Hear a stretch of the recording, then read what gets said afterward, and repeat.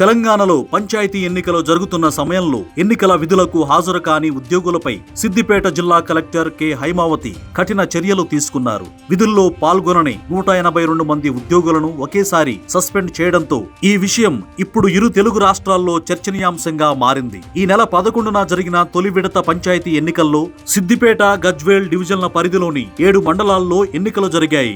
ఈ ప్రాంతాల్లో 88% కంటే ఎక్కువ పోలింగ్ నమోదైంది. ఎన్నికల విధులకు తప్పనిసరిగా హాజరు కావాలని ఆదేశాలు ఉన్నప్పటికీ 182 మంది ఉద్యోగులు విధులకు రాకపోవడాన్ని కలెక్టర్ తీవ్ర నిర్లక్ష్యంగా భావించారు. ప్రజాస్వామ్యంలో ఎన్నికలు చాలా ముఖ్యమని, వాటిలో విధి నిర్వహణలో అలసత్వం చూపితే కఠిన చర్యలు తప్పవని కలెక్టర్ హైమావతి స్పష్టం చేశారు. గతంలో కూడా ఒక ప్రాథమిక ఆరోగ్య కేంద్రాన్ని ఆమె ఆకస్మికంగా సందర్శించినప్పుడు డాక్టర్ సహా సిబ్బంది గైర్హాజరు కావడంతో ఒకరోజు జీతం కట్ చేయించారు. 182 మంది ఉద్యోగులను సస్పెండ్ చేసిన ఈ కఠిన నిర్ణయంపై ప్రజల నుంచి భారీగా ప్రశంసలు వెల్లువెత్తుతున్నాయి. విధి నిర్వహణలో నిర్లక్ష్యానికి చోటు లేదని, బాధ్యత ఎంత ముఖ్యమో కలెక్టర్ తీసుకున్న ఈ చర్య స్పష్టంగా చాటి చెప్పిందంటూ కొనియాడుతున్నారు.